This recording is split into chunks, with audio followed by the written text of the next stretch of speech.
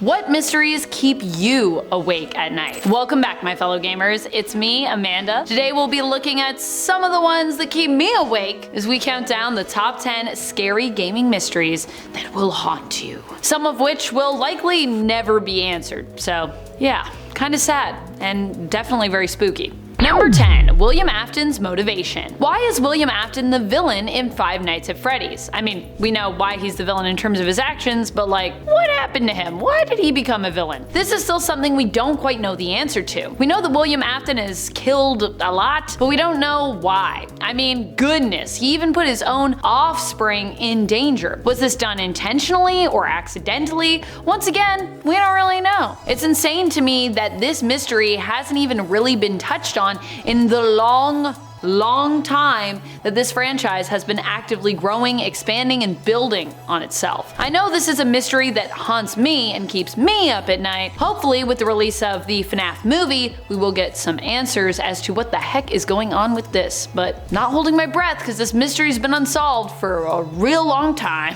And friends, before we move on to our next spot on this list, if you love when we talk about scary, spooky things in games, be sure to check out our scary gaming playlist for even more scary game things. Number 9. L is real 2401. This is a theory that some players have about Super Mario 64, and one to this day that still remains somewhat unsolved, I'd say. In Super Mario 64, the game was originally made with the idea of it being a two-player game. It was supposed to be Mario and Luigi. However, the game ended up instead being changed to just one player, with you playing as Mario, and it was released that way. In the game, you play as just Mario with his brother Luigi nowhere in sight. Some believe the star statue in the castle courtyard is actually a hint as to how to unlock Luigi as a playable character. Underneath the statue, there is some very blurry writing, I mean, it is Super Mario 64, it was a different time, that exists on a plaque. To some, the plaque looked like it read L is real 2401, although to others it looked as though it just read Eternal Star, and this isn't one of the plaques I believe that you can click on. Although honestly, based on the star statue, Eternal Star definitely makes more sense here. Still, some fans were adamant that the plaque was put in the game as a hint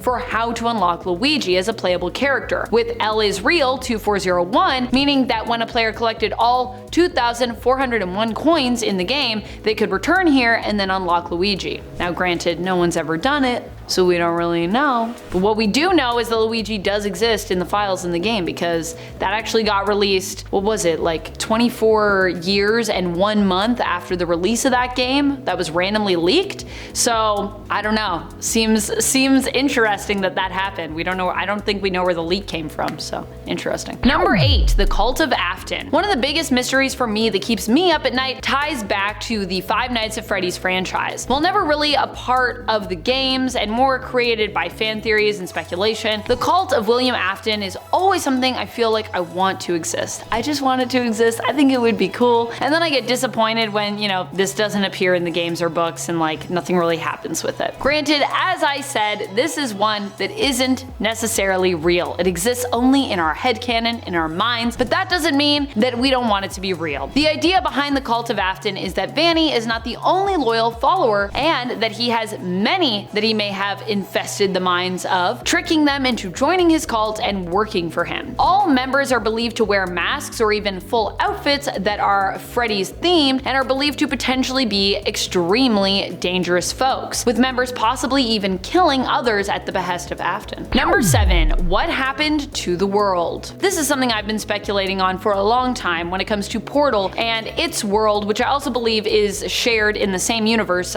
with Half-Life, as Black Mesa and Portal guns and Aperture Science exist in both. What I want to know is what exactly happened to the Earth in this universe? When Chell leaves the facility at the end of Portal 2, it seems as though she's set free into an empty field. To me, based on everything else Gladys says in the games in relation to the surface world, as well as the state of the labs, it seems as though humanity at this point in time is either no longer around, scarce, or has simply been sent back into the Dark Ages, and that Portal takes place well after the events, likely, of Half-Life, although there's really nothing that explicitly confirms this, so I'm still left wondering what's up with this field, and like, are there other people, and like, where is everyone, and how long ago after the alien invasion is this? I have many questions, none of them are answered really, they're just hinted at. Number 6. The Cult of Charles. Well, it seems like the masks worn in Choo Choo Charles by the mob are used in an attempt to protect the mob members against Charles. They're so creepy to behold that I feel like they speak to the mob kind of maybe worshipping Charles. While it doesn't seem to have been explicitly stated anywhere in the game that I saw from playing it, there are many who believe that those who wear the masks actually are part of a cult that worships Charles and even offers up human sacrifices in an attempt to appease him. Although, like I said, where people are getting this idea from, I'm not exactly sure. So in that case, their masks may serve more a purpose of uniting the cult and highlighting that to them, Charles is like a powerful figure and almost like a god. But the weird thing is, this doesn't quite line up with the concern expressed by Warren Charles III, who warns you against uniting all the eggs, as he believes, and honestly kind of rightfully so as we find out, that it will grant Charles even more power. I really want this cult to be a thing though, because I feel like that's super creepy. So I'm here for the theory. I'm just wondering how it makes sense, or if there's something I missed in the game. Number 5. Choo Choo Charles 2. Choo Choo Charles is a game that briefly took social media by storm, with many different prominent streamers and YouTubers playing it. In this game, you are a monster hunter, the archivist, who is attempting to defeat a demonic spider train that comes to life. We call him Charles. Among other mysteries is the origin of Charles, who seems to have hatched from an egg based on everything else that we learn kind of throughout the game. However, even more mysterious is what will happen in the potential sequel, if there is a sequel. It's kind of hinted at. The game ends with a seeming teaser of things to come, as it's revealed that there are multiple monster eggs laying in wait beneath the island, and who knows what will hatch from them. I also still wonder if really what is in the eggs are monster trains, or, you know, something else entirely. Perhaps even demons that can like possess or fuse with objects, and that's like how Charles came to be. But I don't know. We'll have to wait and see when they hatch what comes out, I guess. Number 4. Chell's short, sad life. Something that I constantly wonder about is what happens after Portal 2. Portal 2 is the final chapter thus far in the Portal franchise. I mean, there's also Portal Bridge Simulator, but it's not really made exactly by the same people. I don't know if we count it. It is good though. In Portal 2, Chell ends up being permitted to leave the Aperture Science Laboratory after setting things right by putting Gladys back in charge and expelling Wheatley from the facility, launching him into space. With Wheatley gone, Gladys once more resumes control and decides to set Chell free, with her supposed reasoning being that after all they've been through and all of Chell's meddling with her scientific affairs, she only wants Chell gone. The turrets serenade Chell as she ascends to ground level, where she exits the facility, heading out into what appears to be a field of wheat. As Chell looks behind her at what appears to be a shack, a strange exit for the lab, to be sure, the door slams shut quickly behind her, briefly, before opening once more to spit out her charred companion cube, and before finally closing, seemingly forever. And she is seemingly, truly free.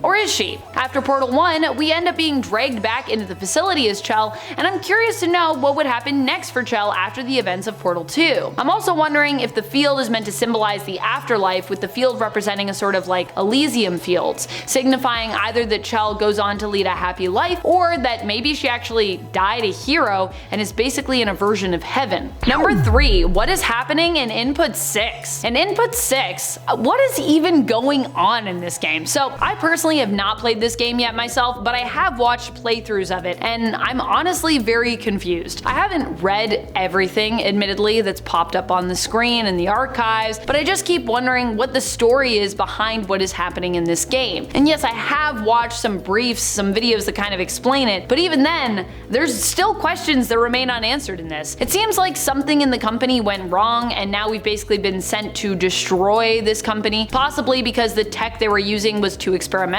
without being tested, and the robots were considered to actually be harmful. So this is someone trying to sabotage the company as a result of that. Though whether we're a rogue agent, a group of robots attempting to destroy the factory to save other robots from being mistreated, or someone else, I'm not completely sure. There are some hints, I guess, that we're a former employee, but even then, it doesn't seem to be like set in stone. It also seems we're being opposed by the made robots, but these could be controlled or programmed to stop us by the owners of the company. So yeah, there's just a lot of things that I'm like, I want more, I want to expand the lore on it.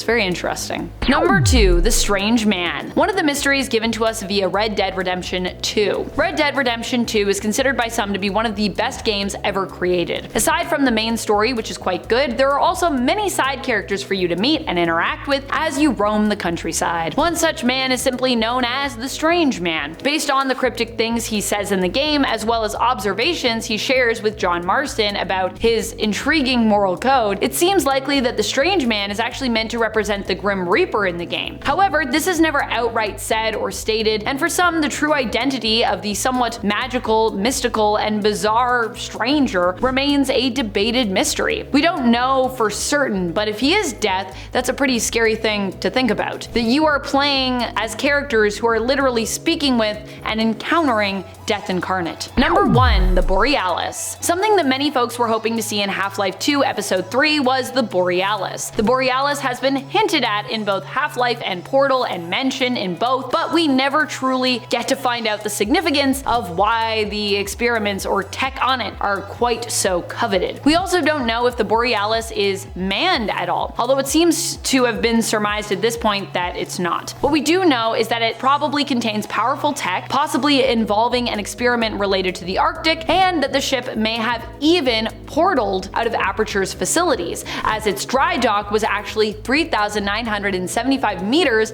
below surface level, as we find out in Portal 2. However, Half-Life 2 Episode 3 was never released, which leaves us to speculate, because that game is cancelled. Probably never getting it. That's about it. I'll see you next time, but until then, keep on gaming on. Pew pew!